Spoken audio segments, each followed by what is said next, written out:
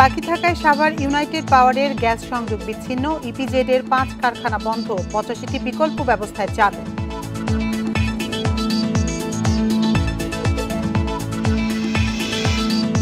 নোয়াখালীতে গুলিতে যুবদল কর্মী শাকিল হত্যার ঘটনায় হয়নি মামলা, মরদেহ পরিবারের কাছে হস্তান্তর।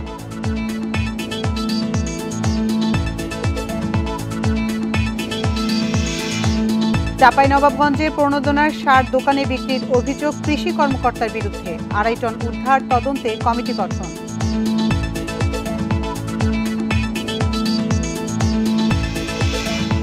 হাওড়ে ধানের বাম্পার ফলন হলেও শ্রমিক ও মাড়াই যন্ত্র সংকটে বিপাকে চাষিরা, উৎপাদন খরচ বৃদ্ধির সাথে বন্যার শঙ্কা।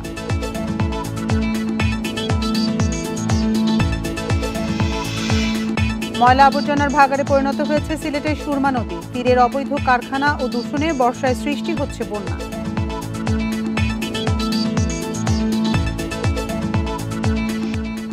স্বাগত সমগ্র বাংলাদেশে, আপনাদের সাথে আছি আমি আতিফান জুমান। শিরোনাম শুনছিলেন এতক্ষণ, এবার চলে যাচ্ছি পুরো খবরে। বিকল্প ব্যবস্থায় বিদ্যুৎ সরবরাহের মাধ্যমে ঢাকা ইপিজেড এর বেশিরভাগ কারখানায় ফের উৎপাদন শুরু হয়েছে। প্রায় 400 কোটি টাকা বকেয়ার জন্য সোমবার দুপুরে তিতাস কর্তৃপক্ষ ইউনাইটেড পাওয়ারের গ্যাস সংযোগ বিচ্ছিন্ন করলে বিদ্যুৎ বিভ্রাট দেখা দেয় ডিইপিজেডে। কর্তৃপক্ষ জানিয়েছে, ডিইপিজেড এর বিদ্যুৎ সরবরাহকারী প্রতিষ্ঠানের গ্যাস সংযোগ বিচ্ছিন্নের জেরে গতকাল দুপুরে বন্ধ হয়ে যায় 90টি কারখানার উৎপাদন। এর কারণে কারখানাগুলোতে ছুটি ঘোষণা করা হয়। আজ সকাল থেকে বিকল্প পদ্ধতিতে জেনারেটর এবং পল্লী বিদ্যুৎ সমিতির সহায়তায় উৎপাদন চালানোর উদ্যোগ নেয় বেবজা ও কারখানা কর্তৃপক্ষ। পরে নিজস্ব জেনারেটর ও পল্লী বিদ্যুতের সহায়তায় একে একে চালু হয় 85টি কারখানা। বিদ্যুৎ বিভ্রাটের জেরে ছুটি দেওয়া হয়েছে 5টি কারখানায়। আমাদের এখানে 5টা ফ্যাক্টরি তারা বিদ্যুৎ না পেয়ে সকালে তারা ছুটি দিয়েছে, কিন্তু অবশিষ্ট আমরা ইতিমধ্যেই আমরা আরইবির সাথে আমাদের ঊর্ধ্বতন কর্তৃপক্ষ যোগাযোগ করেছে এবং আমরাও আরইবির সাথে যোগাযোগ করে প্রায় 70% কারখানা আমরা ইতিমধ্যে সচল করতে পেরেছি, আর অবশিষ্ট 30%। এ নিয়ে বিস্তারিত জানাতে সাভার থেকে আমাদের সাথে যোগ দিচ্ছেন সহকর্মী রুবেল আহমেদ। রুবেল, বিকল্প ব্যবস্থায় যদিও বেশিরভাগ কারখানা চালু করা গেছে আজকে, কিন্তু পুরোপুরি সমাধানে আসতে ইউনাইটেড পাওয়ারের যে গ্যাস সংযোগ বিচ্ছিন্ন করা হয়েছে সেটির ব্যাপারে কর্তৃপক্ষ কি ধরনের সিদ্ধান্ত নিয়েছে?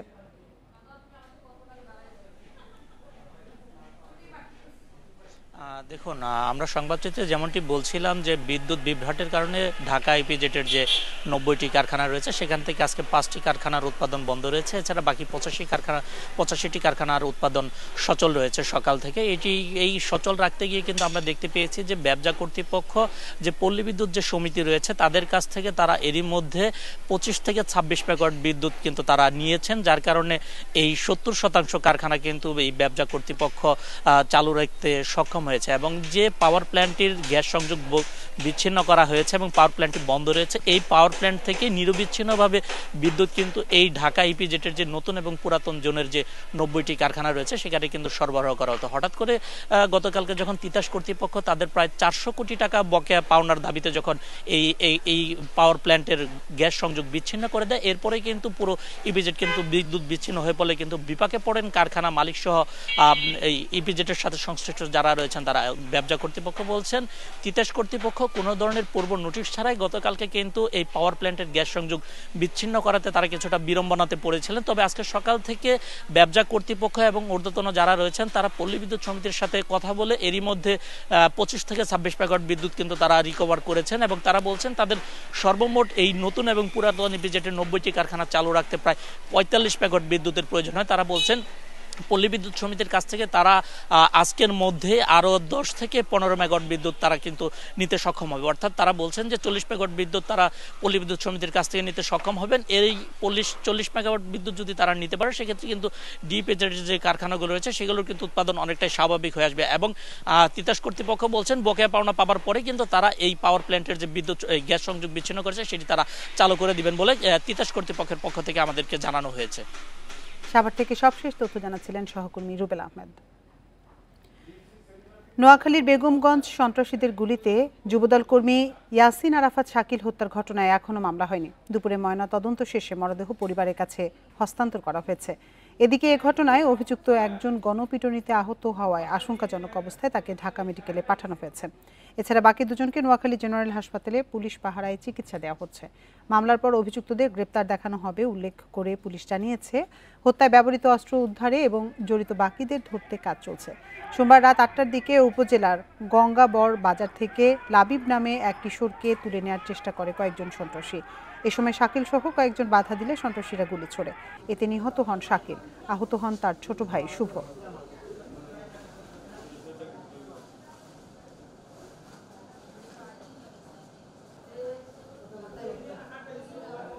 আর বাকি দুজন আসামিকে তাদের নাম ঠিকানা আমরা পেয়ে গেছি, তাদেরকে গ্রেফতার করে আইনের আওতায় নিয়ে আসার জন্য পুলিশি অভিযান অব্যাহত আছে। আর মামলাটি রেকর্ডের জন্য প্রক্রিয়াধীন, তাদের পরিবারের লোকজন আসছে, কিছুক্ষণের মধ্যে মামলা রেকর্ড হয়ে যাবে। এটা চাঁপাইনবাবগঞ্জে সরকারি প্রণোদনা সার দোকানে বিক্রির অভিযোগ উঠেছে সদর উপজেলা উপসহকারী কৃষি কর্মকর্তার বিরুদ্ধে। ঘটনা জানাজানি হলে ২.৫ টন সার দোকান থেকে উদ্ধার করা হয়। সদর উপজেলা কৃষি কর্মকর্তা সুনাইন বিন জামান জানিয়েছেন, ২০২৪-২৫ অর্থ বছরের প্রণোদনার অংশ হিসেবে চাঁপাইনবাবগঞ্জ সদর উপজেলার ৬৫০০ ক্ষুদ্র ও প্রান্তিক কৃষকের মাঝে সার বীজ বিতরণ কার্যক্রম চলছে। ওই সার কৃষকদের না দিয়ে দোকানে বিক্রি করে দেন উপসহকারী কৃষি কর্মকর্তা রাকিব উদ্দিন। ঘটনা জানাজানি হলে সোমবার সন্ধ্যায় মহাডাঙ্গা এলাকার সাইফুল ট্রেডার্স ও অন্য একটি বাড়ি থেকে ২.৫ মেট্রিক টন সার উদ্ধার করা হয়। এই ঘটনায় ৫ সদস্যের তদন্ত কমিটি গঠন হয়েছে। তদন্তের পর দোষীদের বিরুদ্ধে প্রয়োজনীয় ব্যবস্থা নেওয়া হবে। তবে এই ঘটনায় অভিযুক্ত রাকিবকে একাধিকবার ফোন করেও যোগাযোগ করা সম্ভব হয়নি।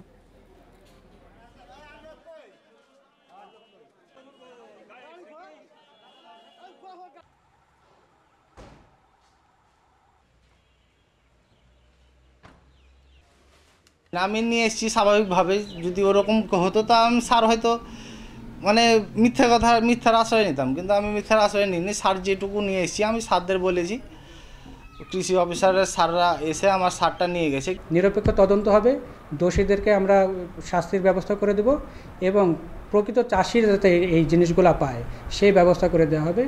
এই বিষয়ে আমি বারবারই বলছি যে ইউনো মহোদয় সভাপতি হিসেবে ওয়াকিবল আছেন এবং আমরা চেষ্টা করছি, আপনাদের সহযোগিতা দরকার। কারো দুর্নীতির দায়ভার উপজেলা কৃষি সদর চাঁপাইনবাবগঞ্জ নেবে না।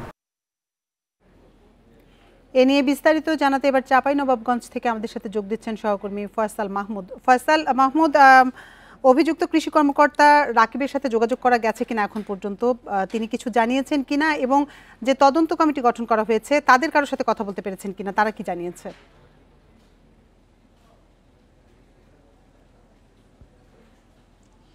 দেখুন, চাঁপাইনবাবগঞ্জ সদর উপজেলায় আসলে কয়েকদিন ধরেই এই প্রণোদনার সার এবং বীজ বিতরণ করা হচ্ছে। এক একদিন আসলে এক এক উপ ইউনিয়ন পর্যায়ে আসলে এই সারগুলো বিতরণ করা হচ্ছে এবং এই সারের মধ্যে আসলে শাহজাহানপুর ইউনিয়ন, সদর উপজেলার চরাঞ্চলের একটি ইউনিয়ন শাহজাহানপুর, এই শাহজাহানপুর ইউনিয়নের কৃষকদের দেয়া যে সার এবং বীজ, সেই সার বীজের মধ্য থেকে আসলে ২.৫ মেট্রিক টন সার বিক্রি করে দেন সহকারী কৃষি কর্মকর্তা রাকিব উদ্দিন। আমরা আসলে ঘটনার শোনার পর থেকে আমাদের যে নিউজের অনুসন্ধান, সেই সময়েও আমরা বারবার চেষ্টা করেছি রাকিব উদ্দিনের সঙ্গে কথা বলার, এবং তার ফোনটি চালু থাকলেও আসলে তিনি কল রিসিভ করছেন না, এবং আমরা যেটা দেখেছি যে তিনি অফিসেও আসছেন না, এমনটাই আমরা অফিসের কর্মকর্তাদের কাছ থেকে জেনেছি। আসলে যে ঘটনাটি ঘটেছে গতকালকে, আসলে চাঁপাইনবাবগঞ্জ সদর উপজেলা কৃষি কর্মকর্তা তিনি উপস্থিত থেকে আসলে এই সারগুলো উদ্ধার করেছেন, এবং এই উদ্ধার করার পরে বিষয়টি জেলা সার বীজ মনিটরিং কমিটির যিনি সভাপতি রয়েছেন উপজেলা নির্বাহী কর্মকর্তা, তাকেও বিষয়টি অবহিত করা হয়েছে, এবং কৃষি অফিস এবং উপজেলা নির্বাহী কর্মকর্তার দপ্তর থেকে আসলে যৌথভাবে একটি কমিটি গঠন করা হয়েছে। এখন পর্যন্ত কমিটির কাজ শুরু করেনি, আমরা যেটা জেনেছি এটা শীঘ্রই তারা এই বিষয়ে তদন্তে নামবে বলে আমাদেরকে কৃষি কর্মকর্তা জানিয়েছেন। আপনাকে আরো একটি বিষয় বলে রাখি যে চাঁপাইনবাবগঞ্জ সদর উপজেলায় যে সারগুলো বিতরণ করা হয় সেইগুলো সাধারণত চাঁপাইনবাবগঞ্জের যে সার গুদাম রয়েছে সেই সার গুদাম থেকে নিয়ে এসে উপজেলাতে রাখা হয় এবং এই উপজেলা থেকেই বিতরণ করা হয়। কৃষি কর্মকর্তা যেটা আমাদেরকে জানিয়েছেন যে এই সারগুলো আসলে যাতে সঠিক কৃষকের হাতে পৌঁছায়, এই কারণে প্রত্যেক দিনই আসলে যে বিতরণের সময় সেখানে একজন নিরপেক্ষ বিতরণকারী, অর্থাৎ ওই ইউনিয়নের কেউ নন এমন ব্যক্তির উপস্থিতিতে বিতরণ করা হয়। তবে এই কৃষি কর্মকর্তা, উপসহকারী কৃষি কর্মকর্তা স্বাক্ষর জাল করে এই সারগুলো উত্তোলন করেছিলেন বলে আমাদেরকে জানানো হয়েছে। চাঁপাইনবাবগঞ্জ থেকে সবশেষ তথ্য জানাচ্ছিলেন সহকর্মী ফয়সাল মাহমুদ। এদিকে প্রকৃত কৃষকদের কাছ থেকে 50 লাখ টন ধান ক্রয় সহ বিভিন্ন দাবিতে বরিশালে বিক্ষোভ সমাবেশ করেছেন কৃষকরা। দুপুরে নগরীর অশ্বিনী কুমার হলের সামনে এই কর্মসূচির আয়োজন করে কৃষক ক্ষেত মজুর সংগ্রাম পরিষদ। বক্তারা বলেন, প্রকৃত কৃষকদের কৃষিকার্ড ধানসহ ফসলের লাভজনক দাম নির্ধারণ করতে হবে। এছাড়া বাজারের সিন্ডিকেট ভেঙে কৃষক সমবায় বাজার ব্যবস্থা গড়ে তোলার দাবি জানান তারা। বিক্ষোভ সমাবেশ শেষে একটি মিছিল বের হয়। এ সময় মিছিলটি শহরের প্রধান প্রধান সড়ক প্রদক্ষিণ করে।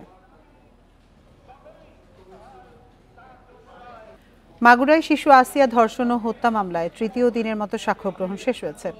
সকাল 10:30টায় জেলা নারী ও শিশু নির্যাতন দমন ট্রাইব্যুনালের বিচারক এম জাহিদ হাসানের আদালতে সাক্ষ্য গ্রহণ হয়। এর আগে আসামিদের জেলা কারাগার থেকে আদালতে আনা হয়। দ্বিতীয় দিনে আসিয়ার বড় বোন, ঢাকা দক্ষিণ যুবদলের সদস্য সচিব সহ 10 জনের সাক্ষ্য নেওয়া হয়। আগামীকাল আবারও মাগুরা ও ফরিদপুর হাসপাতালে চিকিৎসকদের সাক্ষ্য গ্রহণ করা হবে। এর আগে গত 5 মার্চ বোনের শ্বশুরবাড়ি বেড়াতে গিয়ে ধর্ষণের শিকার হয় 8 বছরের শিশুটি। 13 মার্চ চিকিৎসাধীন অবস্থায় মৃত্যু হয় তার। এই ঘটনায় মামলার পর বোনের জামাই, শ্বশুর, শাশুড়ি সহ 4 জনকে গ্রেপ্তার করা হয়।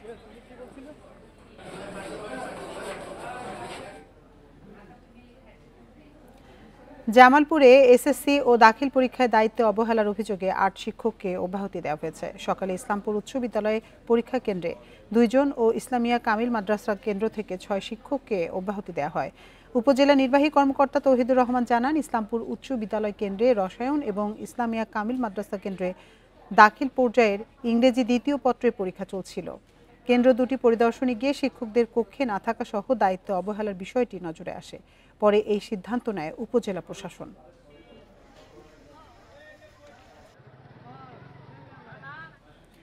চলতি বছর বোরো ধানের বাম্পার ফলন হয়েছে সুনামগঞ্জে। বিভিন্ন হাওরে চলছে ধান কাটা। তবে চাহিদার তুলনায় শ্রমিকের বাড়তি মজুরি এবং হারভেস্টার মেশিনের সংকটে হিমশিম খাচ্ছেন চাষিরা। এতে উৎপাদন খরচ আরও বেড়ে যাচ্ছে বলছেন চাষিরা।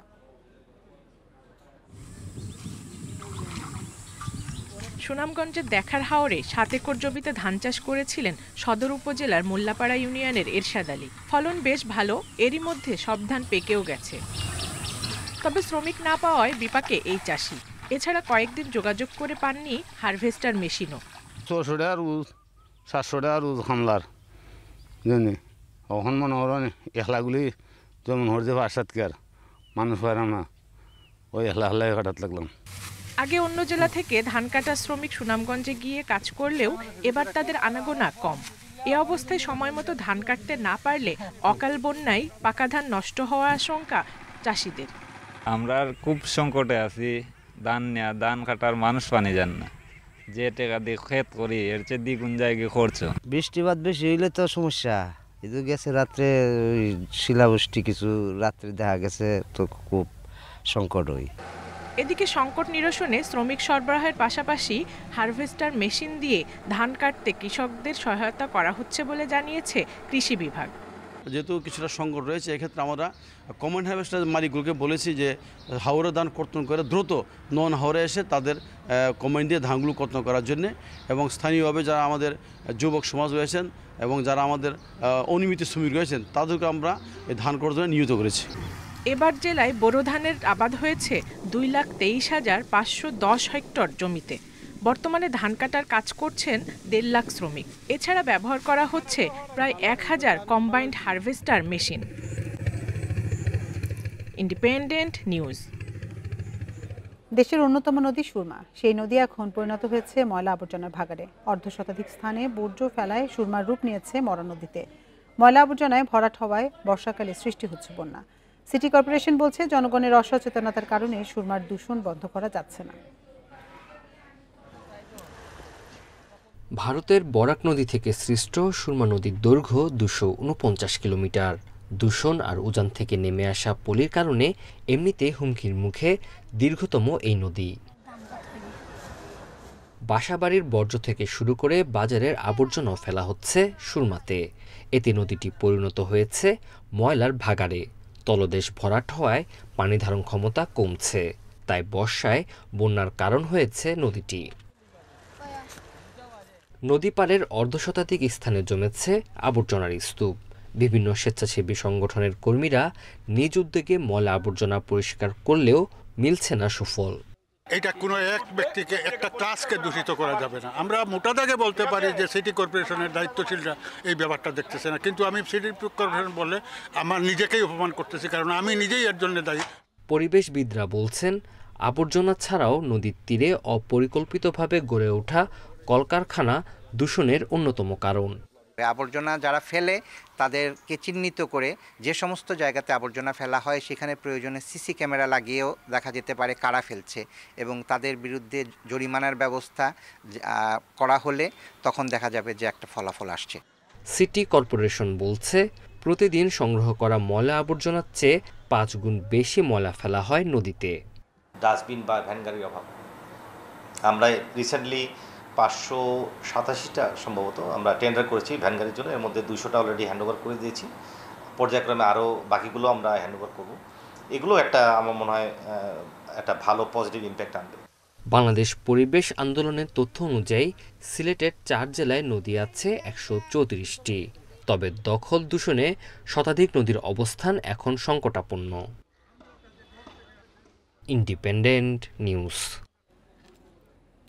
যশোরে শিলাবৃষ্টি ও কালবৈশাখী ঝড়ে 6,909 হেক্টর জমির ফসল ক্ষতিগ্রস্ত হয়েছে। এর মধ্যে রয়েছে প্রায় 5,000 হেক্টর পাকা বোরো ধান। সোমবার দুপুরে আধা ঘন্টার এই তাণ্ডবে সবচেয়ে বেশি ক্ষতি হয় চৌগাছা উপজেলায়। এছাড়া সদর ও বাঘারপাড়া উপজেলাতেও ব্যাপক ক্ষতি হয়েছে। বোরো ধানের পাশাপাশি পাট, তিল, মরিচ সহ বিভিন্ন শাকসবজি নষ্ট হয়ে গেছে। মাঠ থেকে পানি সরানোর পাশাপাশি দ্রুত ধান কাটার পরামর্শ দিচ্ছেন কৃষি কর্মকর্তারা। চৌগাছা উপজেলা, যশোর সদর উপজেলা, বাঘারপাড়া উপজেলাতে বিক্ষিপ্তভাবে কিছু কিছু জায়গায় আমাদের শিলাবৃষ্টি হয়েছে, এবং এই শিলাবৃষ্টির কারণে আমাদের প্রায় 4,900 হেক্টর জমি আক্রান্ত হয়েছে। নরসিংদীতে রেললাইনে হাঁটার সময় ট্রেনে কাটা পড়ে সেলিনা বেগম নামের এক গৃহবধূ নিহত হয়েছেন। দুপুরে পৌর এলাকার বাসাইল রেলগেট এলাকায় এ ঘটনা ঘটে। নিহতের স্বজন ও রেল পুলিশ জানায়, দুপুরে বাসা হতে বের হয়ে রেল লাইন ধরে হাঁটছিলেন সেলিনা বেগম। এ সময় ঢাকাগামী কালনী এক্সপ্রেস ট্রেনের নিচে পড়লে ঘটনাস্থলেই তার মৃত্যু হয়। খবর পেয়ে স্বজনরা মরদেহ শনাক্ত করে। সেলিনা বেগম মানসিক ভারসাম্যহীন ছিলেন বলে জানিয়েছে তার পরিবার। পরে রেলওয়ে ফাঁড়ি পুলিশ ঘটনাস্থল থেকে মরদেহটি উদ্ধার করে।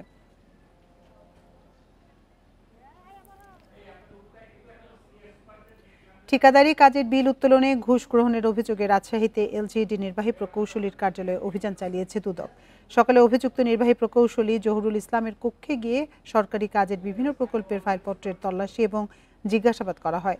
দুদক জানায়, এলজিইডির নামে সরকারি বিভিন্ন প্রকল্পের দুর্নীতি এবং স্বেচ্ছাচারিতার অভিযোগ রয়েছে কর্মকর্তা কর্মচারীদের বিরুদ্ধে। জামালপুরেও জাইকার খাল খনন প্রকল্পে দুর্নীতির অভিযোগে এলজিইডি কার্যালয়ে অভিযান চালানো হয়েছে। এ সময় প্রকল্প সংশ্লিষ্টদের তালিকা এবং সরেজমিনে খাল পরিদর্শন করেন কর্মকর্তারা। এছাড়া টাঙ্গাইলে বিভিন্ন প্রকল্প বাস্তবায়ন না করেই টাকা আত্মসাতের অভিযোগে এলজিইডিতে অভিযান পরিচালনা করছে দুদক। যার বিরুদ্ধে মূলত অভিযোগ, তাকে আমরা এই বিষয়ে জিজ্ঞাসাবাদ করলাম। তো ঘুষের বিষয়ে আমরা তাৎক্ষণিক ঘুষের প্রমাণ পাই নাই, তবে প্রত্যেকটা নথি আমরা পর্যালোচনা করে যেটা পেলাম, সংশ্লিষ্ট ঠিকাদার কাজ না পেয়ে বা ঠিকাদার কাজ পেয়ে আসলে অন্য কেউ কাজ করছেন। লালমনিরহাটে বুড়িমারি এক্সপ্রেস ট্রেন স্থলবন্দর পর্যন্ত চালুর দাবিতে আজও সড়ক রেলপথ অবরোধ করে বিক্ষোভ করেছে স্থানীয়রা। সকালে নবম দিনের মতো এই কর্মসূচি পালন করছেন তারা। অবরোধের কারণে লালমনিরহাট বুড়িমারি মহাসড়কের পাটগ্রাম অংশে অসংখ্য যানবাহন আটকা পড়েছে। এতে ভোগান্তিতে পড়েছেন যাত্রীরা। বিরূপ প্রভাব পড়েছে বুড়িমারি স্থলবন্দরেও। আমদানি রপ্তানি পণ্যবাহী যান যেতে না পারায় অচল হয়ে পড়েছে বন্দরের কার্যক্রম। এদিকে গতরাতে প্রশাসনের সঙ্গে আলোচনার পর সাময়িক আন্দোলন স্থগিত করে হাতিবান্ধা অংশের অবরোধকারীরা। এতে 37 ঘন্টা পর যান চলাচল শুরু হয়। দিনাজপুরের বাস চলাচলকারী 11টি উপজেলার মধ্যে 9টিতেই নেই টার্মিনাল। ফলে পৌর শহর ও উপজেলাগুলোতে সড়ক মহাসড়কের উপরেই যাত্রী ওঠানামা করছে বাস। এতে একদিকে যানজটে ভোগান্তি বাড়ছে, অন্যদিকে দুর্ঘটনা ও নিরাপত্তা নিয়েও তৈরি হচ্ছে শঙ্কা। 13 উপজেলা নিয়ে গঠিত দিনাজপুর জেলা, তবে সরাসরি বাস চলাচল করে 11 উপজেলায়।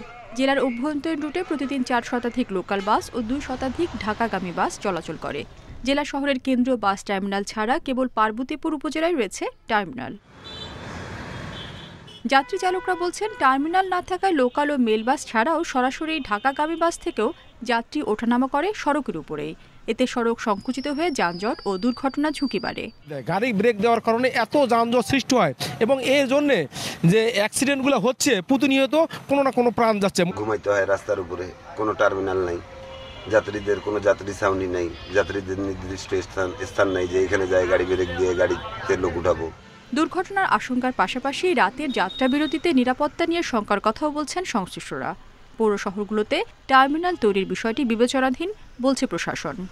আমাদের গাড়িগুলি সুষ্ঠুভাবে চালানোর জন্য মানে খুবই সুবিধা হতো, বিশেষ করে যাত্রী নিরাপত্তা এবং আমাদের গাড়ির নিরাপত্তা উভয়ের ক্ষেত্রে এটা আমাদের খুবই জরুরি। কিছু কিছু উপজেলাতে ইতিমধ্যে পৌরসভা তাদের নির্ধারিত বাস স্ট্যান্ড বা ট্রাক স্ট্যান্ডের জন্য প্রস্তাব মন্ত্রণালয় বরাবর প্রেরণ করেছে। কিছু কিছু পৌরসভার প্রক্রিয়াধীন আছে, বিষয়টি যেন দ্রুততম সময়ের মধ্যে সম্পন্ন করে অত্যাধিক সুবিধা সম্পন্ন বাস স্ট্যান্ড নির্মাণ করা যায়, সেই বিষয়টিতে আমরা দ্রুত ভূমিকা রাখব। সমস্যার সাময়িক সমাধানে কয়েকটি উপজেলায় বাস বে তৈরি করা হলেও এসব স্থানে বাস না থামায় ভোগান্তি আরও বাড়ছে বলছেন সংশ্লিষ্টরা। Independent news. খাগড়াছড়ি দীঘিনালায় ব্যতিক্রমী ভ্রাম্যমাণ বইমেলার আয়োজন করেছে সংস্কৃতি বিষয়ক মন্ত্রণালয় ও বিশ্ব সাহিত্য কেন্দ্র। আগামী 2 মে পর্যন্ত চলবে এই মেলা। সকালে উপজেলা কমপ্লেক্স হলরুমে এর উদ্বোধন করেন উপজেলা নির্বাহী কর্মকর্তা মামুনুর রশিদ। মেলা উপলক্ষে স্কুল ও কলেজ পড়ুয়া শিক্ষার্থীরা ভিড় করেছে। এখানে বই পড়ার পাশাপাশি 30% কমিশনে বই কেনার সুযোগ রয়েছে। প্রত্যন্ত এলাকায় ভ্রাম্যমাণ বইমেলা হওয়ায় খুশি দর্শনার্থীরা। এই ধরনের উদ্যোগে শিক্ষার্থীরা বই পাঠে আগ্রহী হবে বলে আশা আয়োজকদের। প্রতিদিন সকাল 9টা থেকে সন্ধ্যা 6টা পর্যন্ত চলবে এই ভ্রাম্যমাণ বইমেলা। আমরা এবার বিশ্ব সাহিত্য কেন্দ্রের সহযোগিতায় এবং আয়োজনে আর উপজেলা প্রশাসনের সার্বিক তত্ত্বাবধানে এই আয়োজনে আমরা দেখতে পাচ্ছি ব্যাপক আগ্রহ। তো এর মাধ্যমে আমরা দেখতে পাচ্ছি যে শিক্ষার প্রতি যে শিক্ষার্থীর আগ্রহ এটি এখনো রয়েছে এবং এটা যাতে আমরা ধারাবাহিকভাবে বজায় রাখতে পারি সেই চেষ্টা অব্যাহত থাকবে।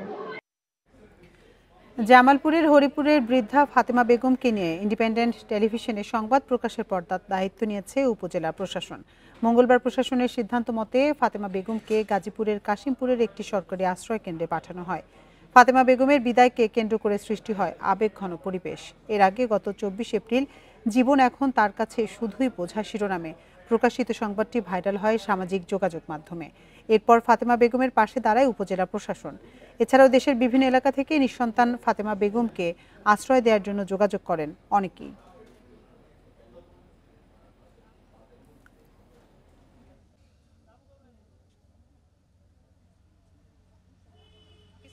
উনি এটা সমাজসেবা আইনের মাধ্যমে ওনাকে নিরাশ্রয় ঘোষণা করে কিভাবে আমরা বৃদ্ধাশ্রমে পাঠাতে পারি সিকিউরিটি সহ উনি যাবতীয় ব্যবস্থা করেছেন। আমার উপজেলা স্বাস্থ্য ও 34 বছর পরও প্রলয়ঙ্করী ঘূর্ণিঝড়ের ভয়াল স্মৃতি তারা করছে চট্টগ্রাম কক্সবাজারের উপকূলের বাসিন্দাদের। 1991 সালের এই দিনে ঘূর্ণিঝড় ম্যারিয়েনের আঘাতে প্রাণ হারায় প্রায় 1.5 লাখ মানুষ। ঘরবাড়ি হারিয়ে নিঃস্ব হন কোটি মানুষ। বিপুল আর্থিক ক্ষয়ক্ষতি হয়। তবে সরকারি বিভিন্ন সংস্থা বলছে উপকূলীয় এলাকায় অবকাঠামোগত উন্নয়ন ও সচেতনতা বাড়ায় বর্তমানে ঝড়ের ক্ষয়ক্ষতি কয়েক গুণ কমিয়ে আনা সম্ভব হয়েছে। 1991 সালের 29 এপ্রিল চট্টগ্রাম কক্সবাজার উপকূলে আঘাত হানে ঘূর্ণিঝড় মেরিয়ান।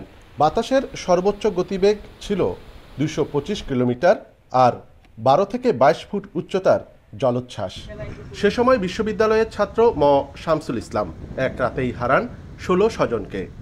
16 জন আমরা তাদের লাশও পাইনি। এমনকি আমার জ্যাঠাতো ভাই আবুল ফয়েজ নাম, সে যখন আমার সামনে থেকে ভেসে যাচ্ছিল তার 2 কাঁধে তার একটা ছেলে আর একটা মেয়ে, দুজনকে কাঁধে নিয়েই সে খরস ভেসে যাচ্ছিল। প্রলয়ঙ্করী সে দুর্যোগে স্বজন হারান বৃহত্তম চট্টগ্রামের এমন হাজারো পরিবার। সীতাকুণ্ড, সন্দ্বীপ, বাঁশখালী, আনোয়ারা আর কক্সবাজারের মহেশখালী ও কুতুবদিয়া উপকূলে প্রাণ হারান অন্তত 1,39,000 মানুষ।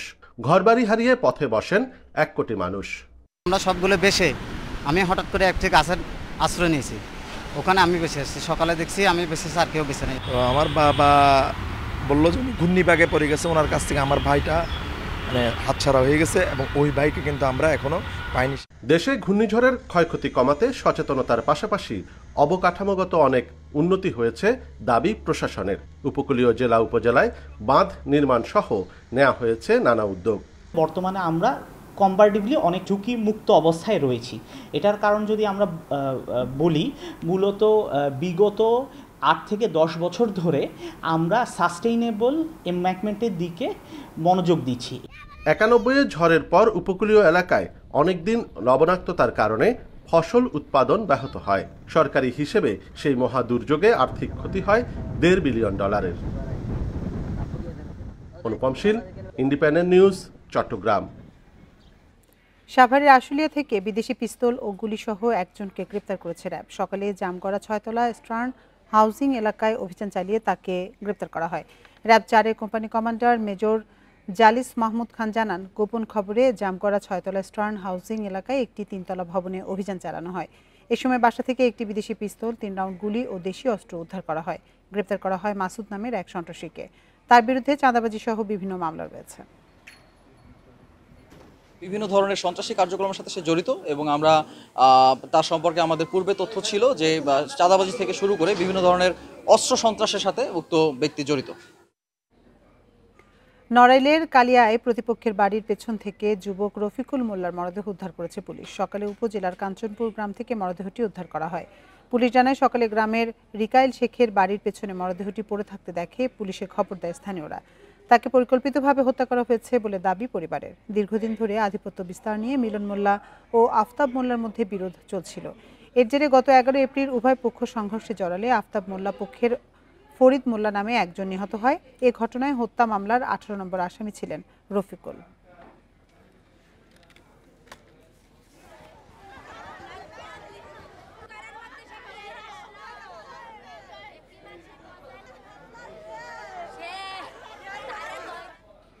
আর এই ছিল সমগ্র বাংলাদেশের আজকের আয়োজনে। ইন্ডিপেন্ডেন্ট টেলিভিশনের সব খবরে বিস্তারিত জানতে চোখ রাখুন ফেসবুক, ইউটিউব এবং এক্সে। এতক্ষণ সাথে থাকার জন্য ধন্যবাদ সবাইকে।